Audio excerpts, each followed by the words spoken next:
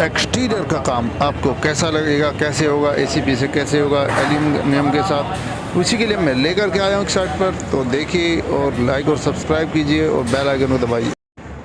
Exterior के नए काम के लिए मैं आज लेकर के आया हूँ एक टीम का काम जो यहाँ हो रहा है मेरी साइट पर, जो कि एक एसीपी वर्क और ग्लास का वर्क है। उसके लिए मैं आपको ऐसी जगह लाया हूँ जहाँ आपको दिखाऊंगा किस तरीके से काम होता है, कैसे होता है और इस काम में क्या क्या बारीकी होती हैं। तो ये चलिए देखिए टीम किस तरीके से काम कर रही है। ये सबसे पहले क्या कर रही है, इसका प्रिसाइज साइज एक्यूरेट साइज़ ले करके और उस साइज़ से मेज़र करके चीज़ को, फिर इसके बाद वो आगे कटिंग करती है।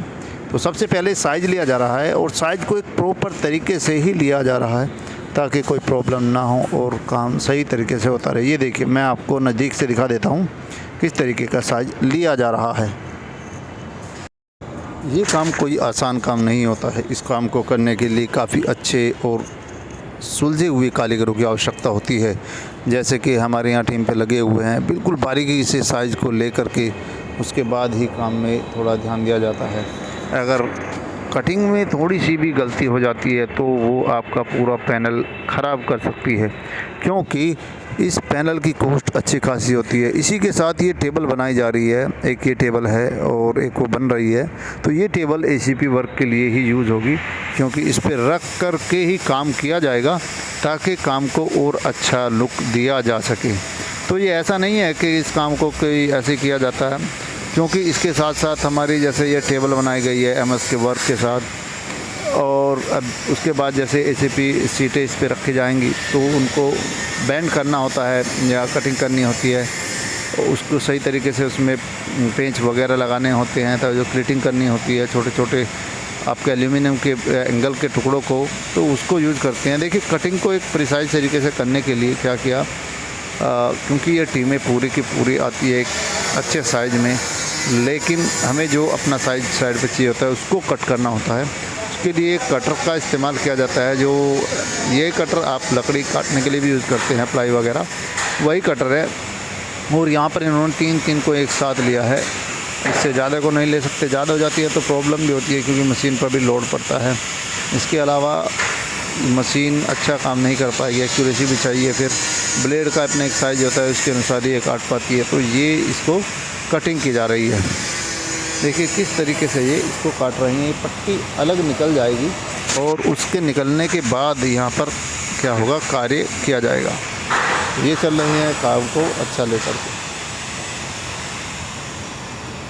काम काफ़ी अच्छा चल रहा है। ये कटिंग देखिए अभी पट्टी कट जाएगी इसकी। तो ये फसाड के कार्य में एक अहम चीज़ है एसीपी लगना, क्योंकि आज के जो टाइम चल रहा है उसमें बहुत ज़्यादा यूज़ किया जा रहा है एसीपी को और ग्लास को। एक्सटीरियर लुक बनाने के लिए ग्लास का बहुत ज़्यादा मात्रा में इस्तेमाल किया जा रहा है, जिससे किसी भी घर का लुक एक अलग ही हो जाता है। और ये टीम जगह जगह से आती है, जगह जगह से बंदे आकर के काम करते हैं। उसके लिए मटेरियल चाहिए होता है। तो देखिए एमस्ट्रॉन्ग का जो मटेरियल है काफ़ी कॉस्टली होता है। लगभग एक शीट 4-5 हज़ार रुपये की शीट आती है, और ये लगभग जो 250 के करीब शीटें आपको नज़र आ रही है, ये सारी इसी में काम में लगेगी। इसके अलावा ये के बाद आपको एक गिलास भी है पीछे, वो लगेगा। तो देखिए मैं आपको दिखा देता हूँ किस तरीके से यहाँ फोल्डिंग खड़ी हुई है, इस फोल्डिंग पे करेगा। और ये सारी बिल्डिंग एक एमएस स्ट्रक्चर है। इस स्ट्रक्चर पे ही इस बिल्डिंग को खड़ा किया गया है। इसके लिए लेंटर वगैरह का इस्तेमाल ना करके ये फोल्डिंग 3 मंजिल की इस तरीके की ये सीट लग जाती है।